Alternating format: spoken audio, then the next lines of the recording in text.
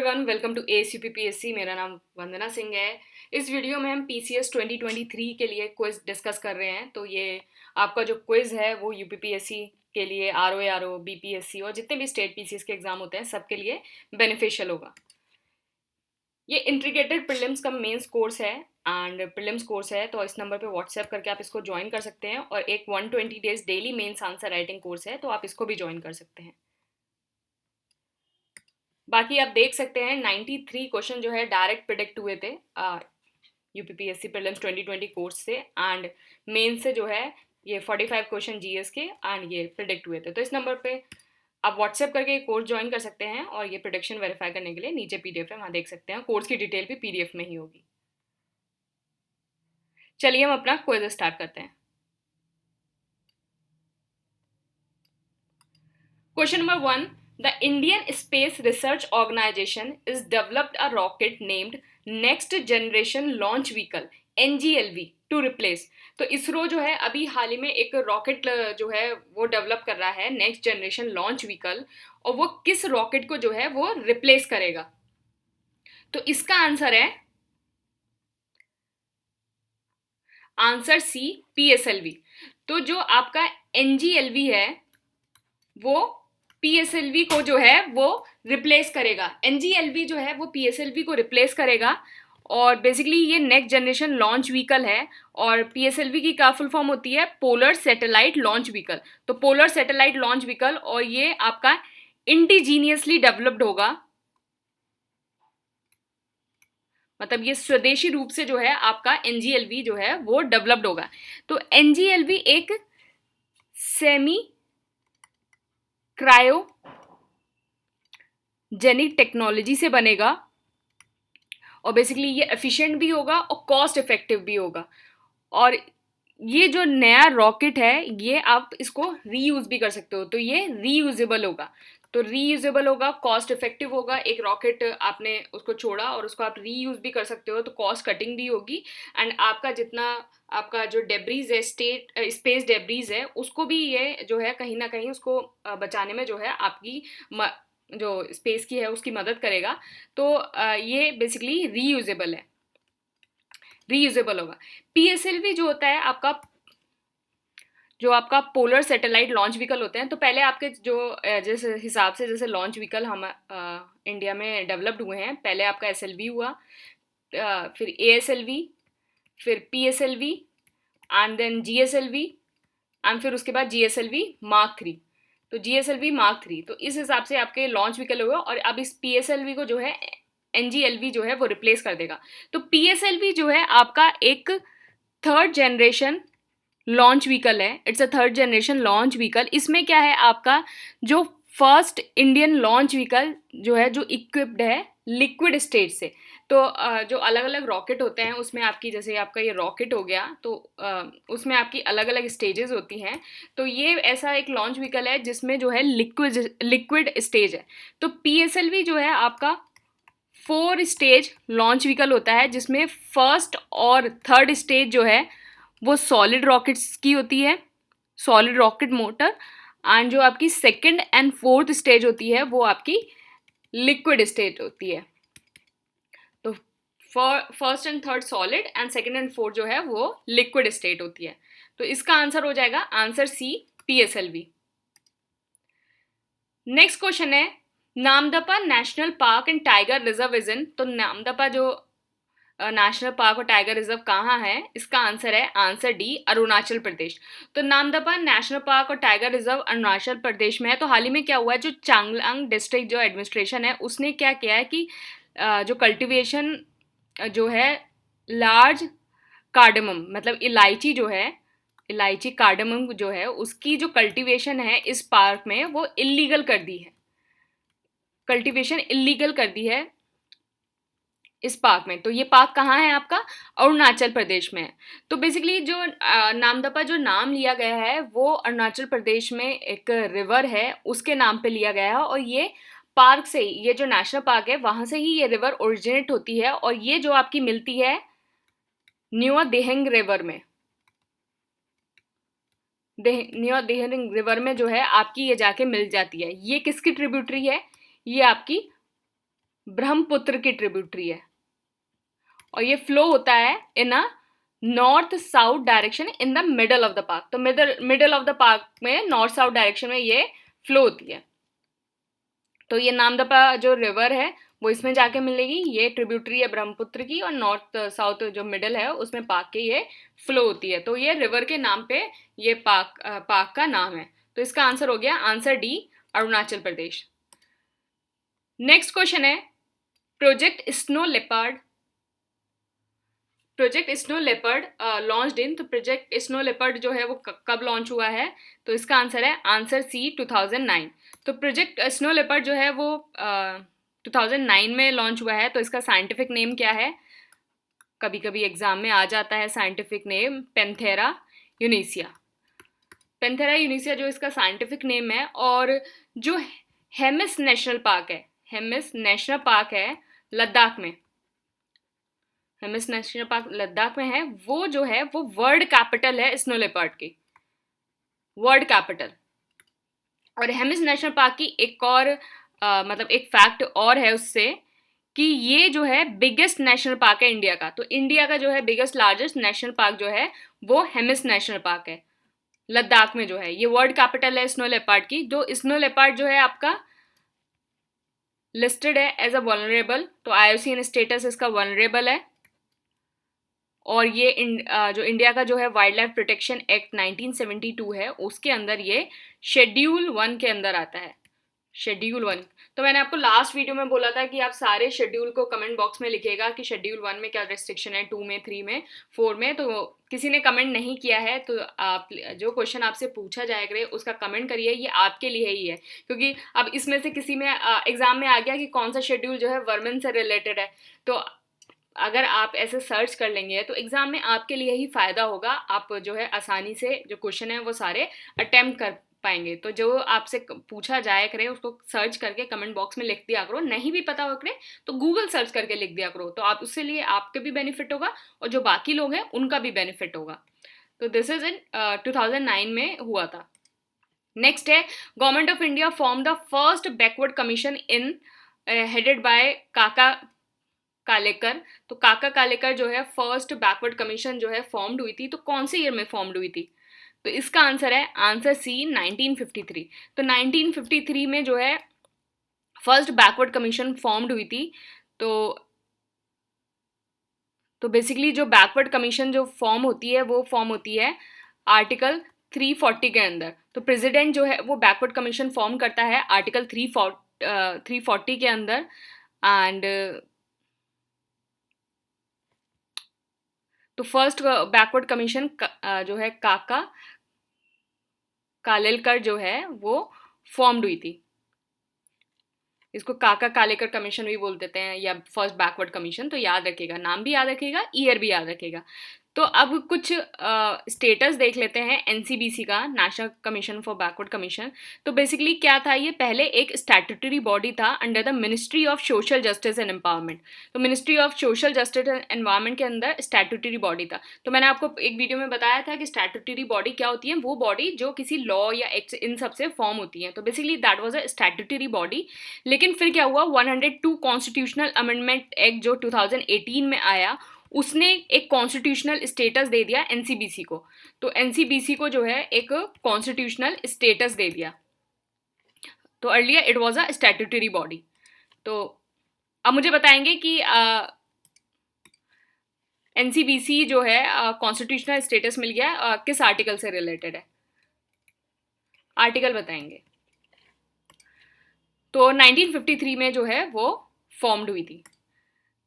अच्छा ठीक है, अब सेकंड बैकवर्ड कमीशन के ऊपर क्वेश्चन है ये। गवर्नमेंट ऑफ इंडिया ने फॉर्म किया second backward commission in dash headed by BP मंडल। तो BP मंडल के द्वारा जो है BP मंडल जो है इसके चेयरमैन थे सेकंड बैकवर्ड कमीशन के। तो ये कब फॉर्म हुई थी? तो इसका जो आंसर है वो आंसर है आंसर सी 1979। तो 1979 है।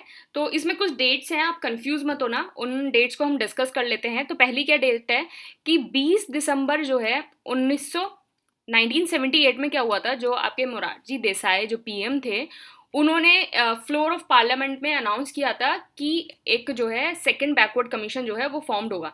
तो it was just a announcement on the floor of the parliament, it just a announcement. फिर उसके बाद क्या हुआ, एक नोटिफिकेशन इशूड हुई 1 जनवरी 1979 को। तो 1 जनवरी 1979 को एक नोटिफिकेशन इशू हुई, एंड फिर उसके बाद नोटिफिकेशन इशू हुई, एंड फिर उसके बाद जो फॉर्मली इनॉग्रेटेड हुई कमीशन वो 1 मार्च 1979 में हुई। तो ये फॉर्मली हुई थी। तो अगर आपको पूछा जाए कि फॉर्मली कब इनॉग्रेट हुई थी, तो 21 मार्च 1979 में हुई थी। इस टाइम जो है नोटिफिकेशन इशूड हुआ था इसका, तो 21 मार्च को। और कमीशन को 2 साल का टाइम दिया गया था, कि कहा गया था कि दिसंबर 31 1980 तक जो है वो अपनी रिपोर्ट जो है सबमिट करे।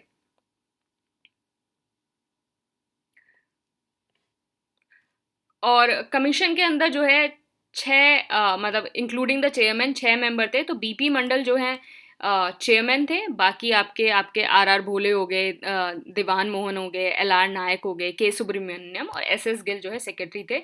तो ये मेंबर थे बीपी मंडल के अलावा, ये 4 मेंबर और एक सेक्रेटरी। तो ये कमीशन, तो ये सारी जो डेट है वो कंफ्यूज मत होना। 1979 में मतलब जनवरी में नोटिफिकेशन और फिर ये फॉर्मली बीपी मंडल कमीशन, तो 1979। ओके, तो ये सारे मेंबर्स हैं, तो आप इनको देख सकते हैं, पॉज करके स्लाइड इनको पढ़ सकते हैं।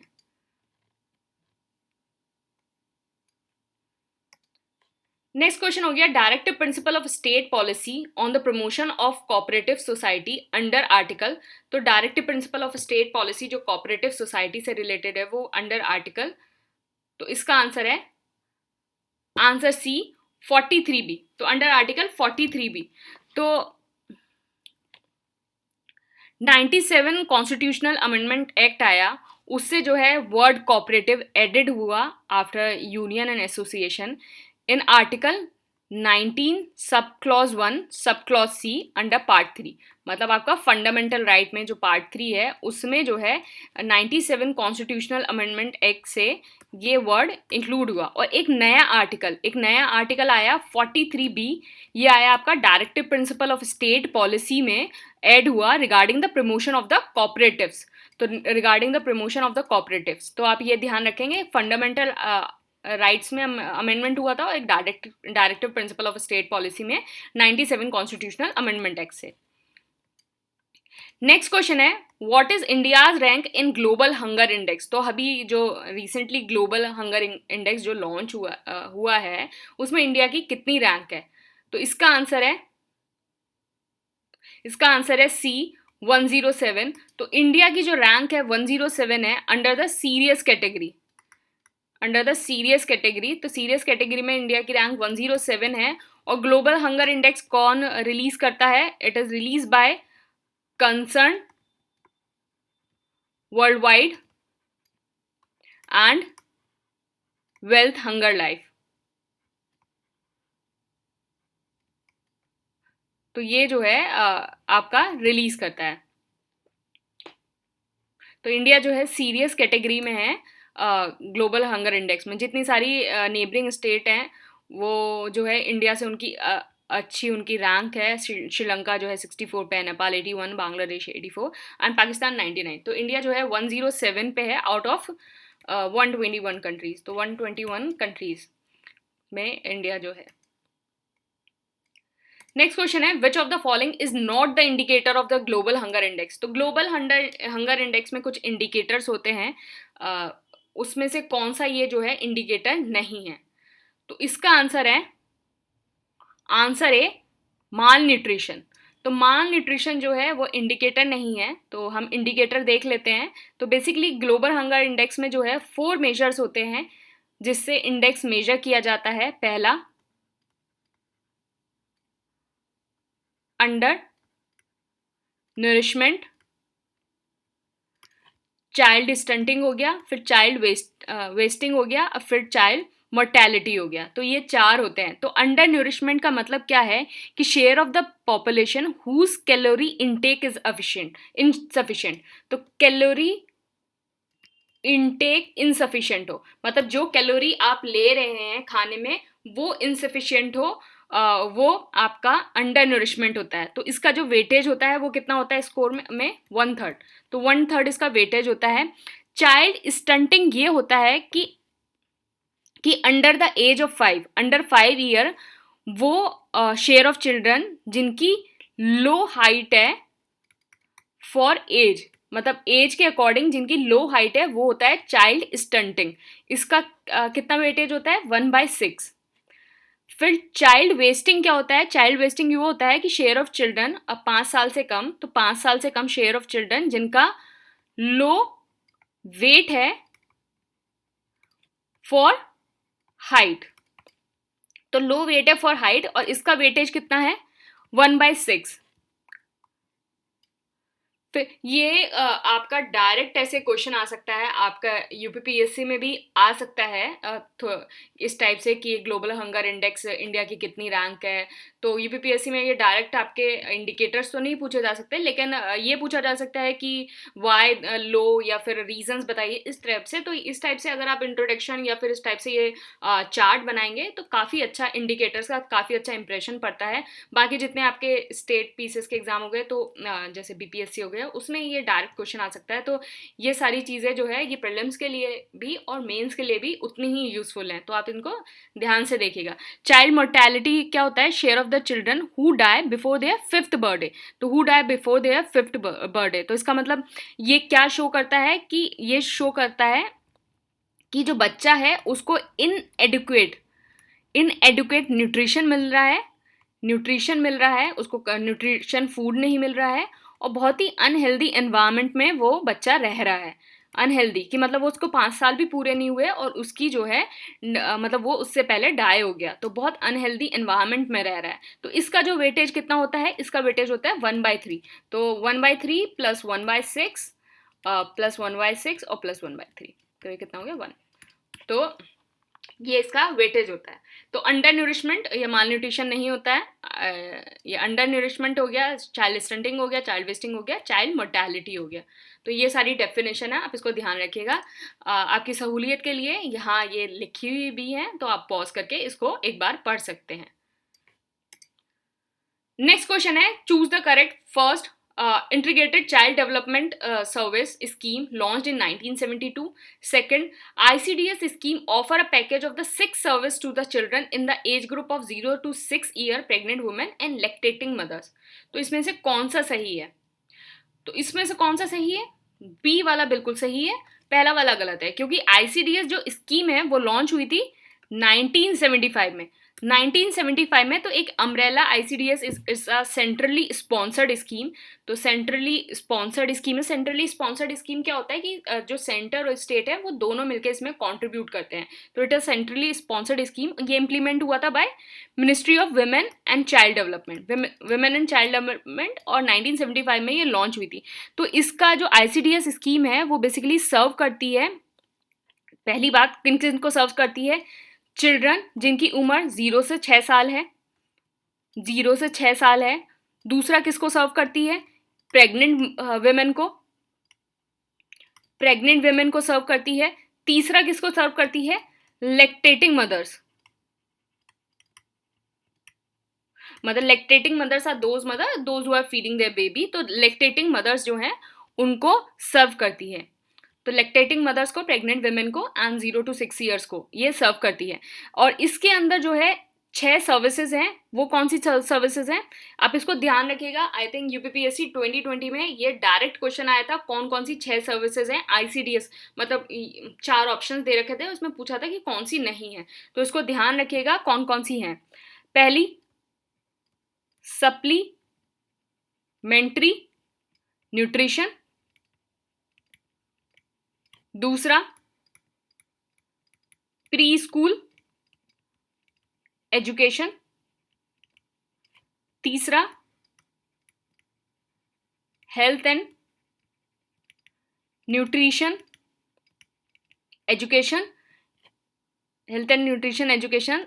चौथा, इम्यूनाइजेशन। एंड पांचवा आपका हेल्थ चेकअप्स। चेकअप्स, एंड छठा आपका रेफरल सर्विसेज। तो ये 6 सर्विसेज हैं, इसको अच्छे से याद कर लीजिए। इन तीनों को मिलती हैं by ministry of women and child development 1975। तो ये ऑल टाइम फेमस स्कीम है। कुछ स्कीम्स हो गई जैसे आपकी मनरेगा हो गई, आईसीडीएस हो गई, पोषण हो गई, मिड डे मील हो गई, जो अब नाम चेंज हो चुका है। तो ये सारी जो है ऑल टाइम हिट स्कीम्स हैं। इनकी जो जितनी भी 4-5 फैक्ट्स होते हैं उनको सबको याद करके रखने चाहिए। प्रीलिम्स में भी आ सकता है, मेंस में भी आ सकता है, कहीं भी आ सकता है। तो ठीक है, हमारा क्विज जो है यहीं फिनिश होता है। बाकी आप टेलीग्राम चैनल देख सकते हैं, वहाँ फ्री डेली क्विज होता है, एडिटोरियल्स एंड आंसर राइटिंग, और यूट्यूब पे तो आप मुझे देख ही रहे हैं। Thank you and all the best.